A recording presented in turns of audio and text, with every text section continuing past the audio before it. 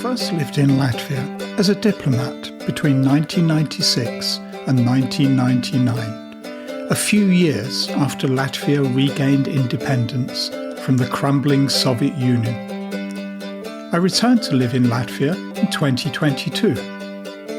This podcast series is based on my observations and experience, with some history and comparisons with my home country of England on aspects of life in Latvia and things to see and experience.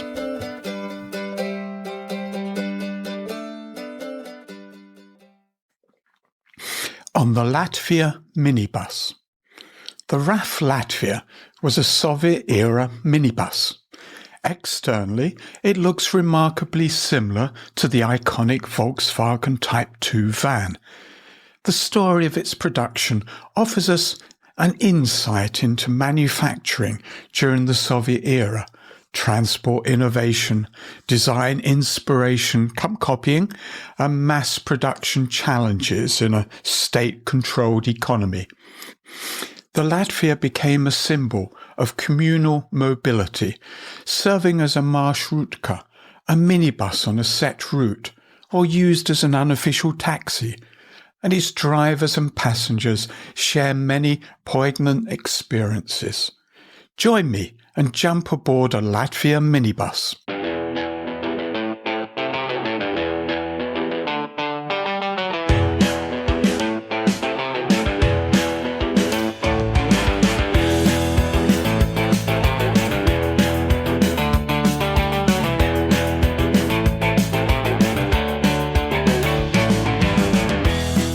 Picture the scene.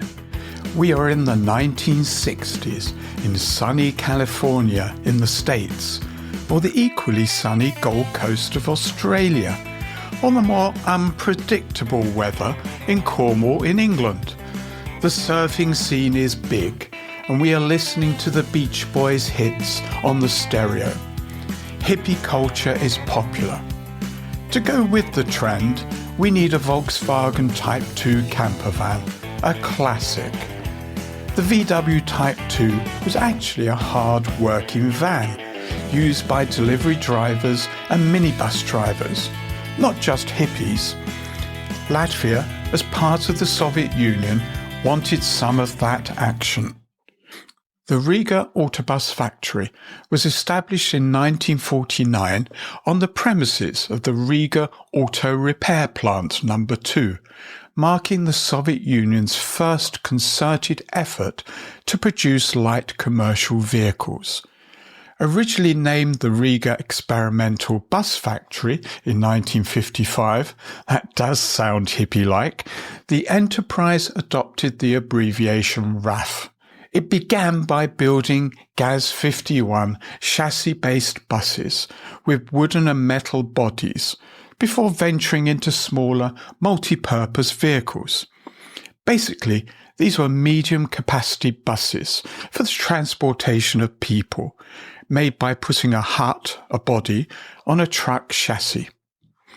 The impetus to develop a novel minibus emerged from the Ministry of Soviet Automotive Industry and its recognition of a market gap between taxis and full-size buses, particularly for flexible route services and emergency ambulances.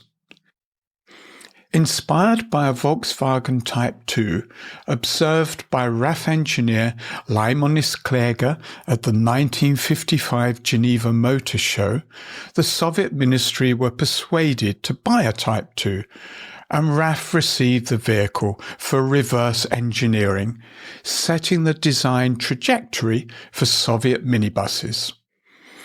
Latvia's industrial landscape during the early Cold War was shaped by Soviet priorities, with large-scale enterprises allocated across the Union to reinforce logistical capabilities. The RAF facility served not only as a vehicle production site, but also as a demonstration of Soviet industrial prowess, showcasing how Western designs could be adapted to serve socialist objectives.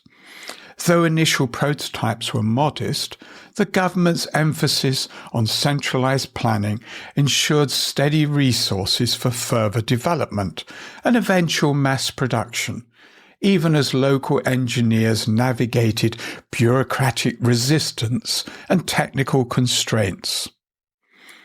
The RAF 977 represented the first mass-produced Soviet minibus, with serial production launching in 1959 under the provisional name Festival, before rapidly adopting the Latvija badge on its front grille and side panels.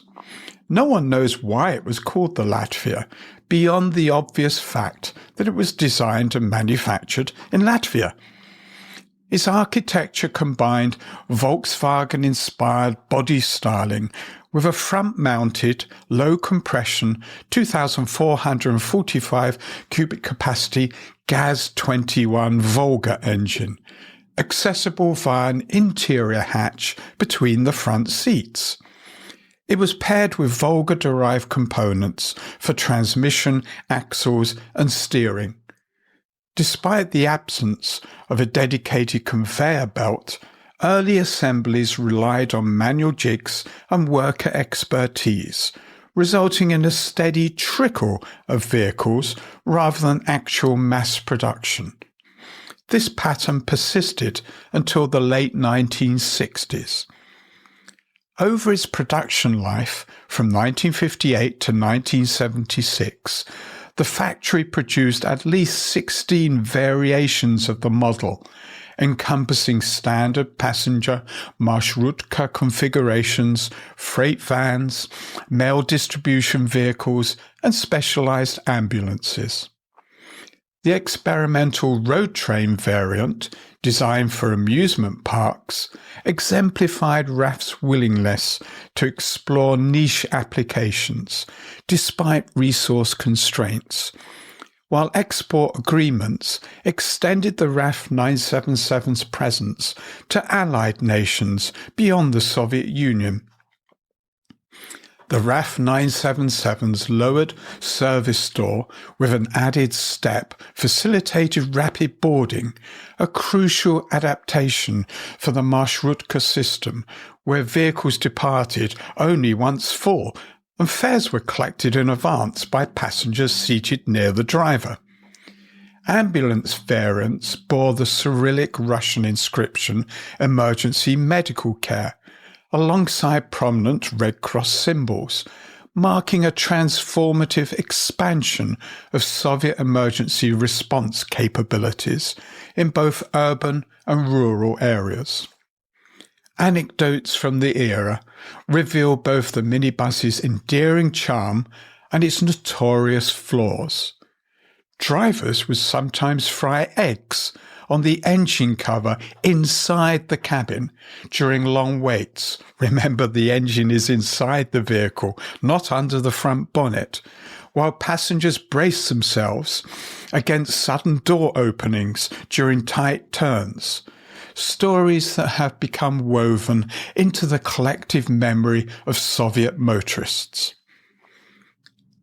In response to growing demand and the need for modernization, RAF inaugurated a new production facility in Jelgava in 1976 to manufacture the RAF 2203 Latvija, a cab-over van optimized for interior space and driver visibility. A whole village was built in Jelgava to accommodate the workers and their families. The RAF factory in Jelgava was the fourth largest enterprise in the Soviet Union, with 4,000 staff.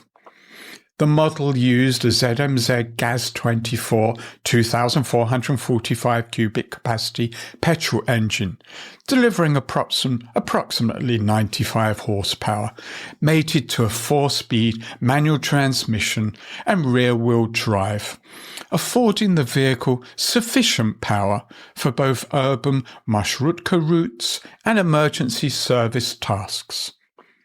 Measuring nearly 5 meters in length, with a curb weight of around 1,670 kilograms, the The 2203 could seat up to 11 occupants, combining a dedicated driver compartment with 9 passenger seats and rear luggage space in most configurations. Compared to its predecessor, the RAF 2203 featured improved body rigidity, a flatter passenger floor, and refined door mechanisms to help get in and out, reflecting lessons learned from 2 decades of marshrutka operations. Nevertheless, chronic shortages of qualified labour and critical machinery led to persistent quality control issues, with engineers frequently reassigned to assembly work and supply chain bottlenecks, resulting in days when entire production batches were scrapped. When perestroika reforms stripped the factory of the Soviet state quality mark in 1986, it signalled both a reputational blow and the beginning of the end for RAF's dominance in minibus production. Production continued until 1997, with the minibus adapted for medical, trade and special services, before RAF's operations ceased amid post-Soviet supply chain disruptions and competition from Western and Russian manufacturers. The last factory van produced was a hearse ordered by the city of Moscow. How appropriate.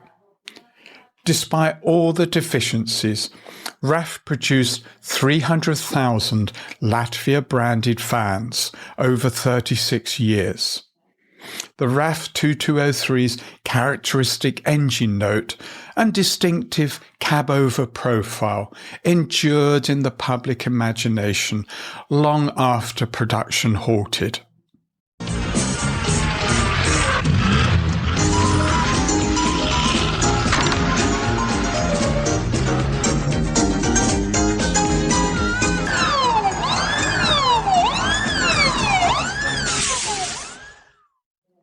What was the Latvia like to drive? The RAF Latvija transcended its utilitarian origins to become a cultural phenomenon, emblematic of Soviet communal travel and improvisational resilience. Branded affectionately as Rafik in Russian or Rafinch in Latvian, the vehicle's name entered colloquial use to denote any marshrutka, underscoring its ubiquity across Eastern Bloc cities and its central role in people mobility. Drivers carved their own reputations through daring urban manoeuvres, zigzagging between stalled traffic and stopping anywhere along fixed routes, demonstrating both entrepreneurial zeal and the unofficial freedom of marshrutka operations. While living in Moscow in the 1980s, I didn't have a car. If coming home late at night, I was only 21, I would hail a passing vehicle. Not a marshrutka, but someone engaging in a bit of free enterprise. Once, I was picked up by an ambulance, a RAF Latvija. Luckily, there weren't any patients in the back. It was a way of making a little extra money. More recently, in the 2000s, I was doing some training at the British Embassy in Moscow. They had arranged for a taxi to pick me up in the evening and take me to the railway station, followed by a short train ride to the airport and the British Airways plane. The taxi didn't turn up. Fearing that I would miss the flight, I did the old thing and went to the ring road to stick my upturned thumb out. Very soon, a lady in a small red Zhiguli stopped, and we agreed on the fare and the need for speed. I have never been driven so fast in a small old car in the fast lane on Moscow's ring road. I made the train and my flight. Meanwhile, Back in Soviet Union Latvia, communal stories about doctor-piloted ambulances racing through snow-covered streets or families squeezing together for city commutes highlight the minibus's integration into social life. Operator testimonials highlight the RAF 2203's surprisingly nimble handling for a vehicle of its size, with drivers citing its compact turning radius and direct steering as assets in congested urban streets. The carburetted ZMZ engine came in two variants: ZMZ 2401, running on AI-76 low-octane petrol, and the more powerful ZMZ 40210 using AI-93 high-octane petrol, allowing the minibus to reach speeds of 120 to 130 kilometers an hour under optimal conditions. A respectable performance for a late 1970s Eastern Bloc design. However, RAF Latvia minibuses suffered from significant uneven weight distribution problems. This was particularly problematic because the RAF 2203 had a front-mounted engine positioned between the front seats. When empty or lightly loaded, this front-heavy configuration created handling challenges, especially in adverse weather conditions. Drivers discovered that placing heavy objects like manhole covers or concrete blocks in the rear cargo area helped balance out uneven weight distribution. By adding weight to the rear, it helped counteract the front heavy bias by improving traction on the rear drive wheels, reducing the tendency for the rear end to become unstable during cornering, providing better balance during braking and acceleration, and helping prevent the front end from overwhelming the steering in poor driving conditions. This makeshift solution became so widespread among RAF operators that it became part of the vehicle's folklore, representing both the ingenuity of Soviet-era drivers and the persistent quality issues that plagued the RAF factory's production throughout its operational years. Comfort was often secondary to function. Oilcloth seats, minimal sound insulation, and a high centre of gravity meant that both driver and passengers were acutely aware of every road imperfection and engine vibration. Makeshift solutions, or jury-rigged repairs during long intercity runs, reflect the improvisational spirit that defined the RAF driving experience. My uncle had an orange VW Type 2 van when I was a boy. Volkswagen's air-cooled Flat 4 is positioned at the rear, unlike the RAF Latvia, driving the rear wheels. It's an elegantly simple, uncluttered design that maximizes load space, optimizes traction and front-rear balance, while minimizing engine noise and negating the need for a radiator, prop shaft, or full-length exhaust system. It didn't have power steering, so muscles were needed to turn the steering wheel while maneuvering from the start.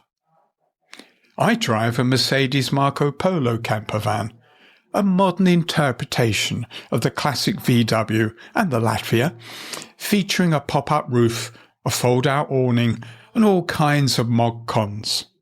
The vehicle size is similar to that of the RAF Latvia, but with a V6 3-litre engine, it's a lot more powerful.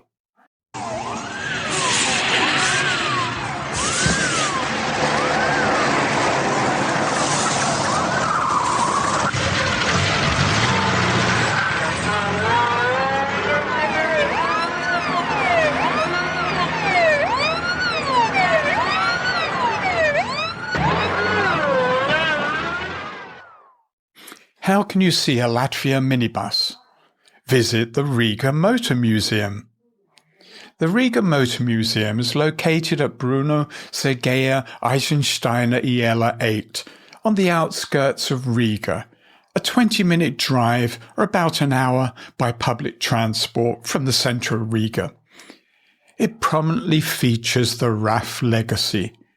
You can see a beautifully restored RAF 977E from 1963, a green colour scheme deluxe model with sunroof on a top speed of 110 kilometers an hour. Next to it is a RAF 2907, built for the Moscow Olympics in 1980 to follow the Olympic torch to Moscow and have a spare one lit inside, just in case, hence it has a chimney on the roof of the van. This model had a top speed of 120 kilometers an hour, a touch faster. Bit of history. Although the Games were Olympiad, they were boycotted by the US and around 60 other countries because Russia invaded Afghanistan. Despite the boycott, 80 nations competed, and some delegations used the Olympic flag and anthem instead of their national symbols to get around their country's boycott. 40 years later, some things haven't changed around participation at the Olympics. Next to it is the RAF M2 Stills, a concept car made in 1993, decked out as an ambulance. The museum's restorer let on that this concept model didn't actually have a motor. I got the feeling he really didn't like the vehicle. Last is the RAF 2802 Electro, a 1982 electric van. The battery took at least a quarter of the interior space. You can see the battery hatch on the side of the van and a large wooden box inside to hold the battery securely. The van has a neat concertina-style opening, rear doors. The restorer told me that this model was used to transport Politburo leaders around the Black Sea resorts. It only has a top speed of 60 kilometers an hour, but at that time it was regarded as the latest technology.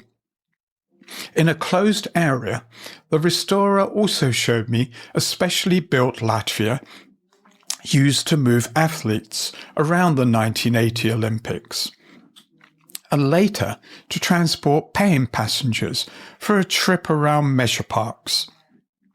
It is cut down like a lorry's cab and pulled a long train behind it with rows of seats.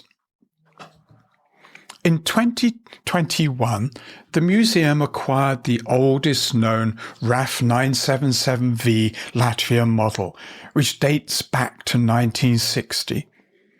The minibus was found in an advert on a Chilean website, and its transportation to Latvia took a year and a half due to the pandemic.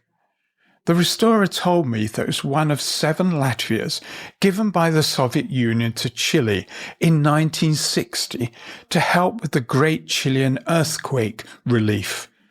This 9.5 Richter scale earthquake was the strongest ever recorded, and as well as the destruction of Chile, tsunamis were recorded in Hawaii, Japan, and the Philippines. At the time, diplomatic relations between Chile and the Soviet Union had been broken since 1947, but the minibuses helped to restore relations in 1964, even as Chile remained aligned with the US in the 1960s. This Latvia model is now at the Motor Museum's second museum in Bauska, on my list to visit, as it has quite a history and story. The museum in Riga is a great experience. Lots of interactive displays in English as well as Latvian. 3 floors of amazing vehicles, many of which have a connection to Latvia. The staff are super helpful in answering questions, and in my case they even called the restorer to come and talk to me.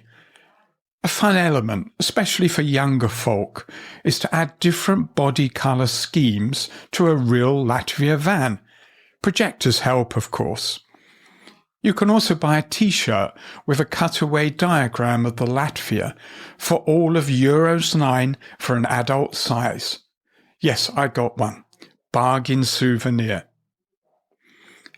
Another way to literally experience driving in a Latvia is to take the 1-hour tour of the delightful old mill village of Līgatne in a 1991 RAF 2203. The tours are available between May and October. This bright yellow van spent 20 years in a garage in Lithuania before being restored and hitting the road again as a tour bus in 2023. Best to book a day in advance of your visit.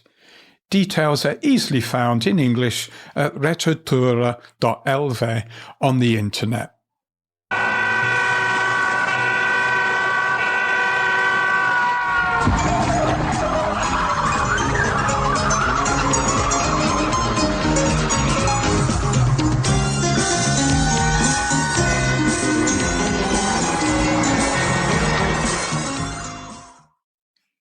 The Latvia minibus's symbolic legacy and its appeal to global vintage vehicle enthusiasts with its Latvian identity underscores the Latvia's journey from industrial workhorse to cultural icon.